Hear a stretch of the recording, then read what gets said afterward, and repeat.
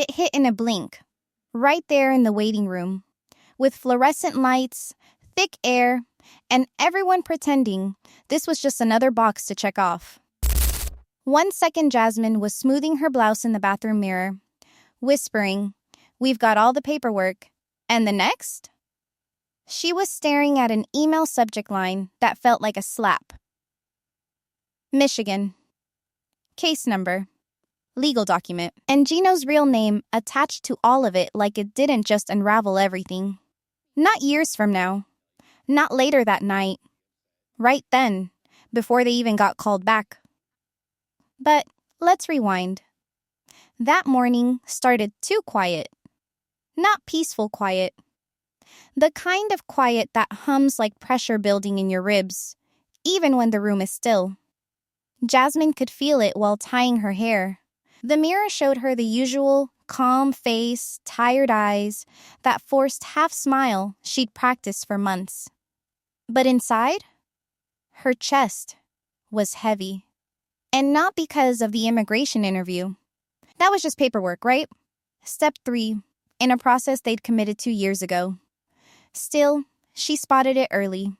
The offness. Most people wouldn't catch it. Gino played his role too well.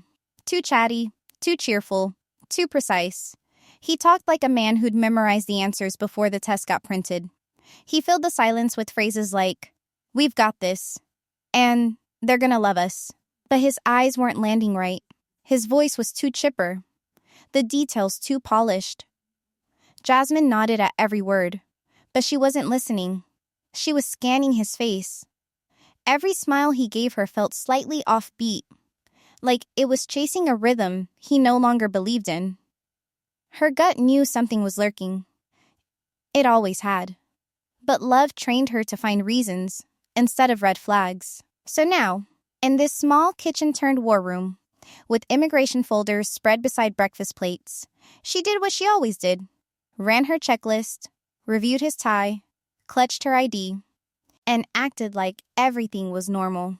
Because what else do you do when doubt is showing up as déjà vu? Then came the phone. He was glued to it. Not like scrolling for memes glued, like heart-pounding, notification hiding, notification checking, rechecking nothing new. Glued. She watched him flip its screen down like it might combust. She noticed when his jaw tightened each time it buzzed. Each time she asked if everything was okay, his answer came too fast. "Yeah, fine, absolutely. Nothing to worry about." But worry wasn't asking. Worry was answering itself. You ever spot someone rehearsing calm like it's a script they've forgotten how to believe in? Jasmine did, and that's when her gut stopped whispering and started screaming. She needed to believe in Gino. Needed it like rent needs paying. She didn't uproot her life for the thrill of border-crossing paperwork and awkward dinner conversations with strangers judging their love through interview questions. She did it for home. Not for this strange, quiet panic sitting in her chest. Jasmine kept telling herself she'd know if something was really wrong. Girls like her always think they're in control because they've survived worse. But here's the problem with survival mode. It makes you immune to red flags because you're used to bleeding. Still, something about his energy this morning, the extra deodorant, the over-ironed shirt, the way he kept smoothing his hair like he was trying to erase bad decisions, made it feel like they weren't walking toward proof of love, but toward a verdict. And she couldn't shake the feeling that love wasn't on trial. She was. The car ride should have been a blur of shared nerves and inside jokes. But instead, the silence between them had edges now, like something invisible was cutting through the space. Gino kept talking. Sure. But Jasmine noticed how every sentence felt like a wall being built too fast. Sturdy. Polished. Distracting. He wasn't talking to her, she realized. He was talking at the situation, trying to steer the emotional tone from the front seat while gripping the wheel too tightly. He tapped one leg like it owed him answers. Every red light made him stare at the dashboard clock, not the road. And yet, he kept using that same tone he always pulled out when he needed her calm, smooth, overly confident. The vibe of a man who's watched too much of his own highlight reel. They'll ask a few basic questions. Easy stuff. We've got folders on folders. Your photos are perfect, babe. Relax. She forced a nod. Outside, city blocks blurred. But Jasmine's mind stayed sharp. Her gut wasn't guessing anymore. It was calculating. She studied the way Gino's hand twitched every time his phone lit up, and how fast he swiped away notifications. Not reading them. Dismissed. Buried. His thumb moved like it had muscle memory for deflection. What was it this time? Old message thread? Missed email? Something still ongoing? At one point, the radio cut into the tension with that soft, overplayed R&B song they used to slow dance to back when bills didn't occupy every sentence. Gino reached over to turn it off faster than she expected. Didn't crack a joke. Didn't smile. Just moved too quickly. And Jasmine didn't say a word. By the time they pulled into the parking lot of the immigration center, Jasmine felt like she was approaching something colder than government protocol. That building didn't look sterile. It looked suspicious. Like it already knew what was coming. Like it was about to sit them down and ask the one question she wasn't ready to answer. Did she really know the man sitting next to her?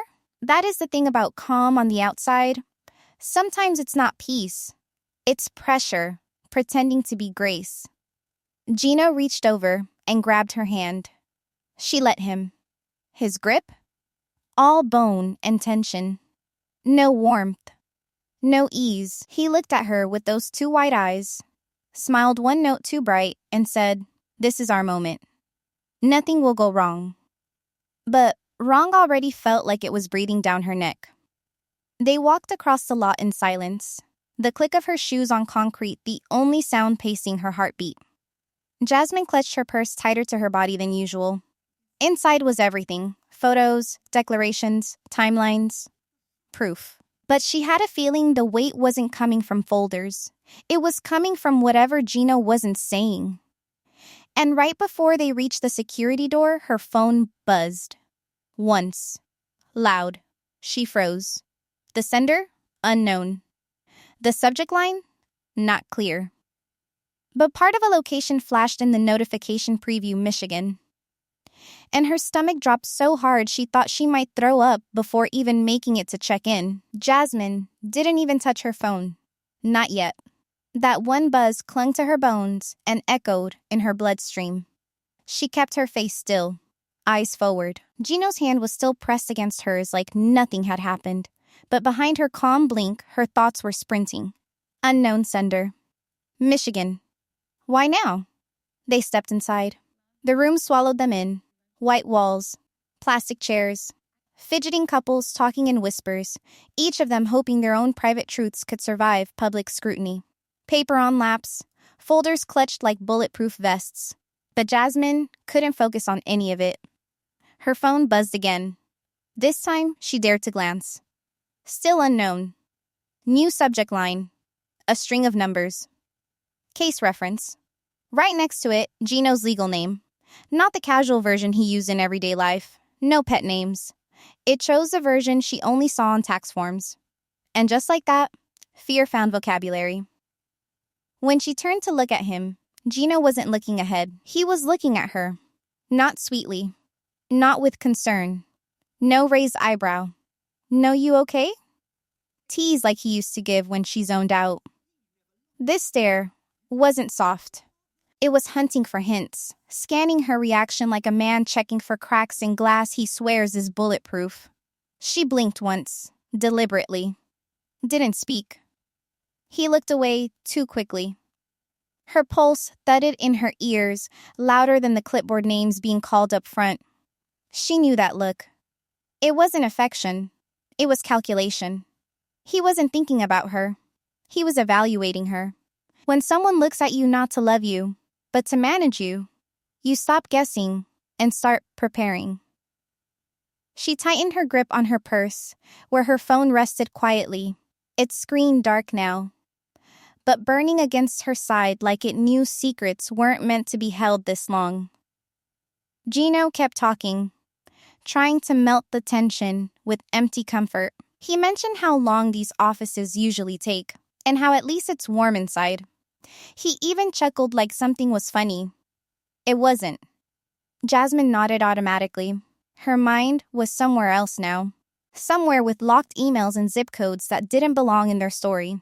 More whispers around them. And then silence again. And then it came. The third buzz. Her spine stiffened. She didn't even hesitate this time. She slowly unzipped her purse, shielded her screen slightly with her lap, tapped the email open, and began to read. It wasn't long. Just one document attached. PDF. Legal formatting. A case file. A name. A location. Michigan. Followed by the words, child support order. Confirmed Dina. Active case. And Gino's name sat in the middle of it all like it belonged there. Because it did. The name call came like a thunderclap. Jasmine flinched, even though she was expecting it. Gino stood fast, brushed his shirt down a final time, and plastered on a smile that didn't even reach his cheekbones. His other hand tugged gently at her arm, barely enough to lead, just enough to remind. She rose, legs steady but heavy. Her phone stayed zipped deep inside her bag like a secret waiting to detonate. The door closed behind them. No turning back now. The room was cleaner than she expected, but cold, not from the air, from the weight inside. The officer greeted them with professional ease, asked them to sit. Jasmine noticed how Gino adjusted his posture so precisely it looked like he'd practiced. Straight back, slight lean forward, friendly, but not overeager. He answered the first few questions with laughable smoothness. Their love story? He told it like a Netflix pitch. Charming twists, inside jokes, the visa-friendly version. Jasmine nodded along in silence, almost amazed. Not at the timeline, which he got slightly wrong. Not at the smiles, which felt copy-pasted. But at how easily a story can be packaged when one person insists it must stay decorative. She smiled just enough. Participated just enough. But her voice came slower, quieter. And her eyes never left his hands, which fidgeted more now, tapping. Thumb tucked and retucked into his palm. Then the officer asked it, "Do you plan on starting a family in the United States?" Small question, huge shift. Gino's eyebrows twitched. Microsecond pause. Not long enough for a stranger to care. Way too long for Jasmine not to notice. He started talking again, but now his voice had a dent in it. He spoke of plans, of dreams, of maybe baby names, but they didn't sound like things he believed. They sounded like things he hoped would land. Jasmine didn't blink. The email's contents echoed in her head like a drumbeat. Confirmed Dina. Active child support case. A child already here. Already linked to him. One he never mentioned. One he never warned her would shadow this room. You ever sit next to someone building a version of your life while quietly erasing the parts that scare them? That's how lies survive. Through performance, louder than pain. She knew she couldn't carry this into the next 30 minutes. Couldn't sit through more sanitized answers while her chest beat like a siren. Couldn't walk away wondering if today was the day she stayed small to save the whole story. The moment came in silence. Jasmine reached into her purse without a word. Pulled out her phone. Pulled up the email. And slid it gently across the desk. No accusations. No drama. Just proof. Offered like a map out of madness. Paper shuffles. A click. The officer's eyes meet the screen. And the entire room shifts temperature. Silence. Not the awkward kind. The kind you get before something explodes. The officer reads with care but no hesitation. Jasmine watches the words turn into weapons. Not because the tone is cruel, but because the truth, when read aloud, has nowhere left to hide. Child support. Dina confirmation. A minor. An active case in Michigan. And Gino's name, sitting between legal commas like it's always belonged there. His smile disappears. Not slowly, not gradually. It vanishes. What replaces it is something Jasmine's never quite seen before. Panic pretending not to be panic. He leans forward, stammers something about a mistake, offers a sideways laugh that dies halfway through. This must be an old situation. Irrelevant. Mix up? I didn't even know it was finalized. No one interrupts. He spirals. Faster. He starts layering story over story, like patching holes in wet paper. Words like support become confusion. Phrases like I didn't say anything turn into I didn't think it was real. Jasmine doesn't say a word. She sits straight, breath slow, eyes ahead. But inside, everything is shaking. Because this isn't improvisation, it's choreography. She's watching someone fall into a script they didn't know they'd need today. And the lines sound practiced. Not practiced in love, practiced in panic. You ever hear someone try to rewrite history in real time, hoping if they say it fast enough, you won't remember the silence that came before? Jasmine remembered. She turned to him then. Finally. Not with rage, not demanding. She just looked. And he looked back. And she saw it, clear as glass. He knew. Not today. Not just now. This wasn't about missing paperwork. This was about something buried on purpose, something he prayed would stay buried. The officer, with practiced professionalism, looked between them and paused. Would you prefer to continue this part separately? Jasmine didn't even blink. Yes, she said, not like a question. Like a woman who understood what it means to stop handing out trust that came with receipts unpaid. The door clicked shut behind Gino. And for the first time in what felt like forever, Jasmine sat alone in a room where she wasn't expected to perform love on cue. No reassuring smiles, no nodding along to a version of a story she no longer recognized. Just silence and space. The officer didn't rush her. Just shifted slightly in their chair, offering that subtle cue, the floor is yours now. And Jasmine just breathed. A different kind of silence settled inside her. Not the tight, anxious kind. The kind that opened something.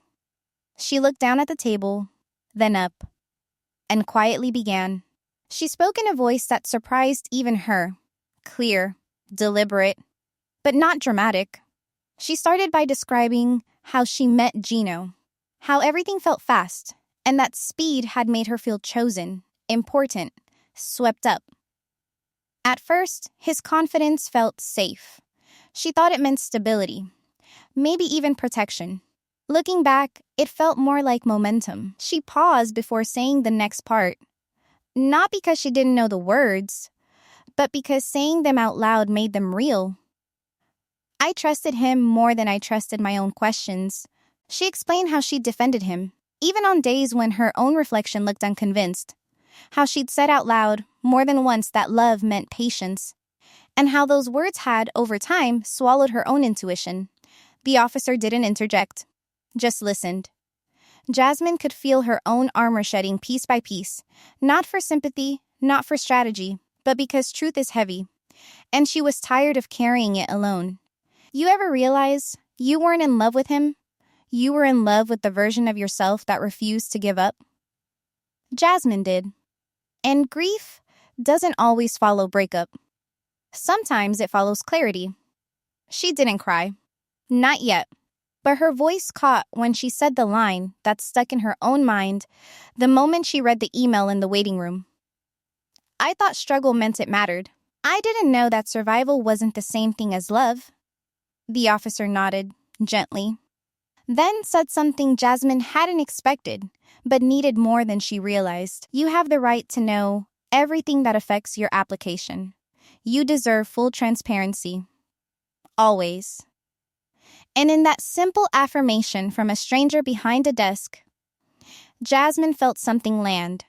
A truth bigger than the green card, bigger than Gino, bigger than today. She hadn't failed the relationship.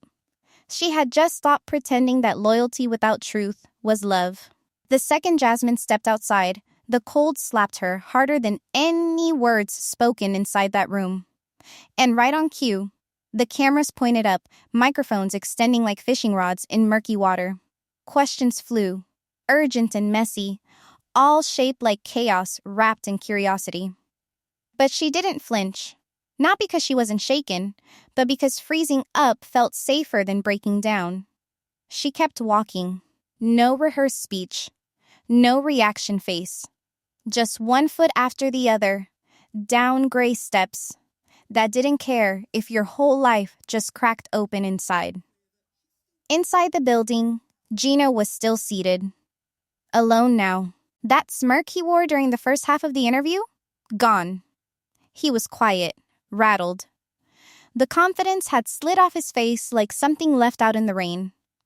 And for a man who spent so much time shaping the narrative, silence wasn't just awkward. It was a confession. Out front, Jasmine stood a few feet from the crowd, still composed, but undeniably exposed. She tucked her hands into the sleeves of her coat, not for warmth, but for containment. She wasn't going to cry in front of flashing lenses.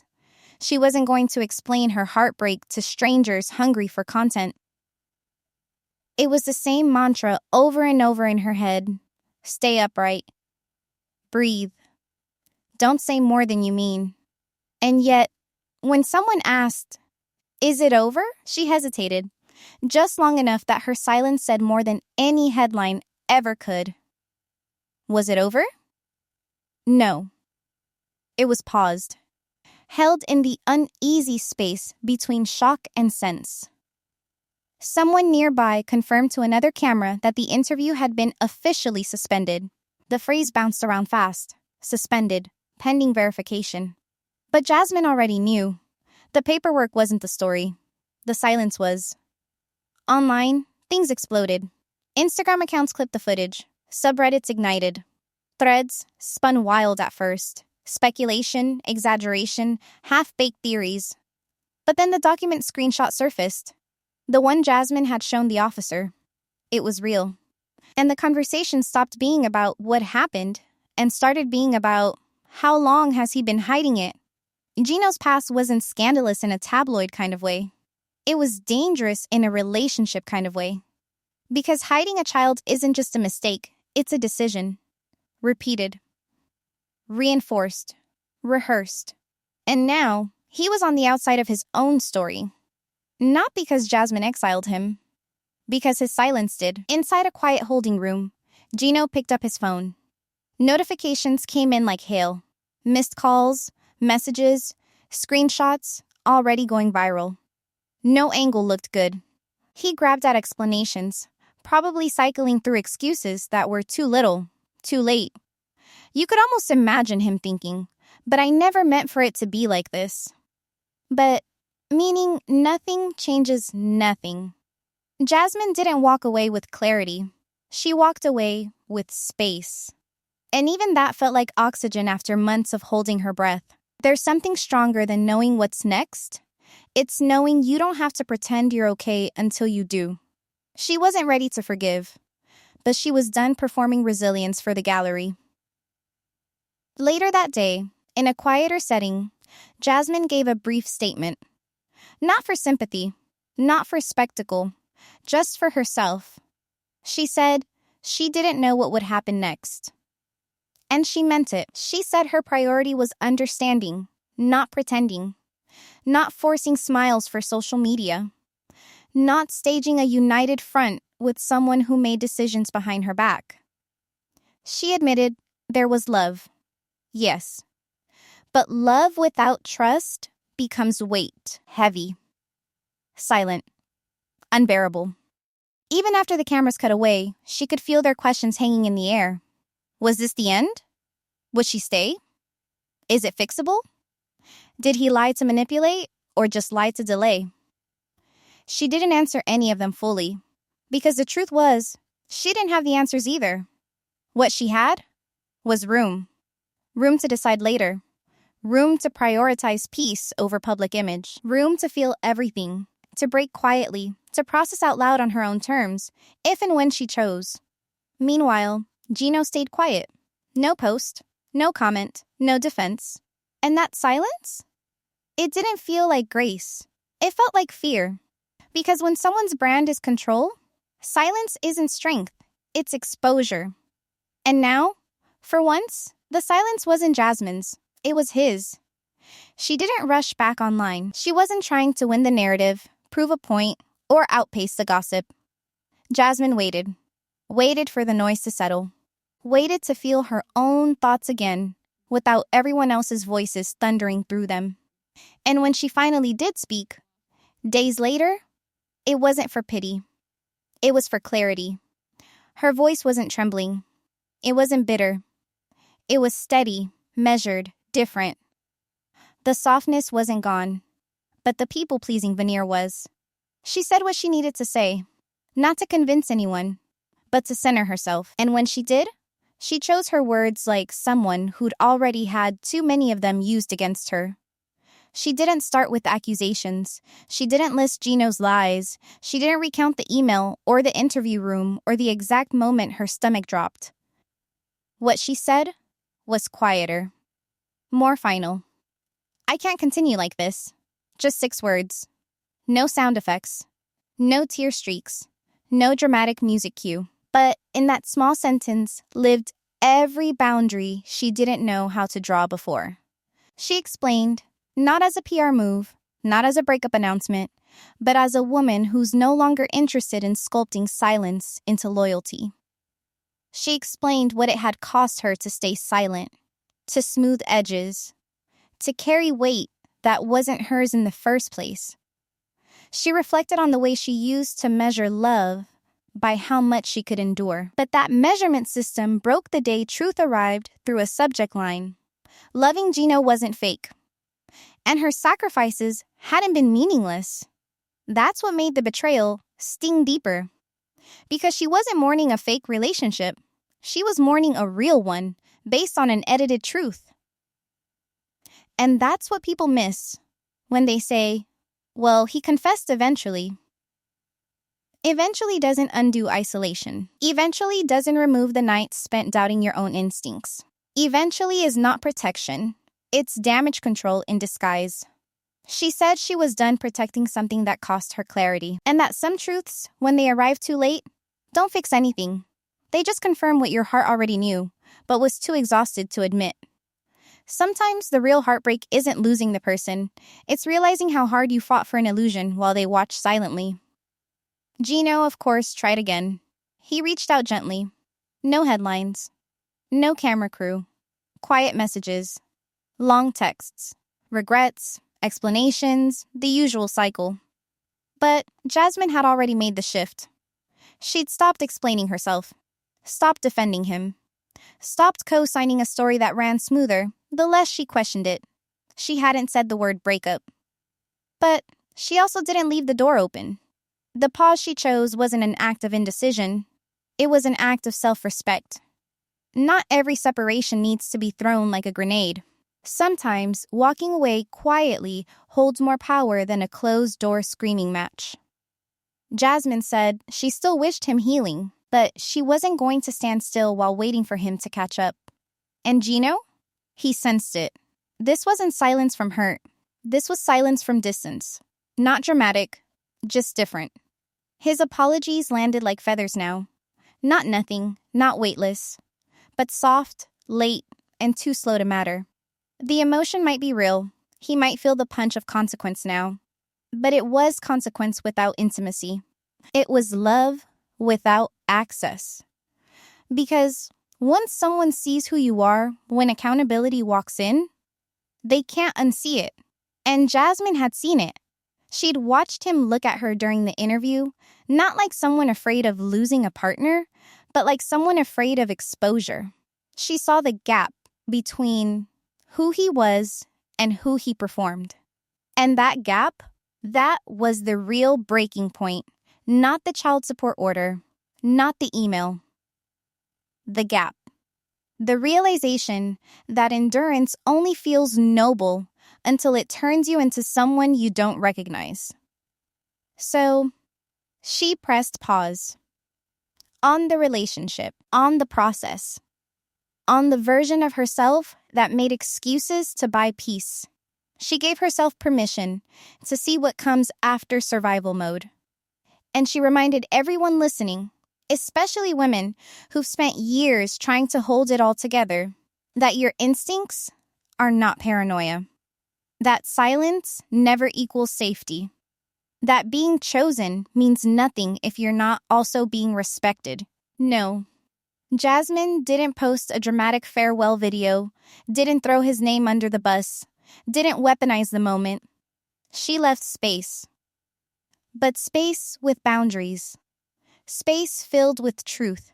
Space that Gino no longer occupies in the same way. And that's what made this a story people couldn't look away from. Not because of the scandal, not because of the logistics, but because so many saw themselves in Jasmine, in that instinctive nod when something felt wrong, in the years spent calling patience a virtue, while quietly erasing parts of themselves to keep love afloat. She showed that clarity doesn't always look loud.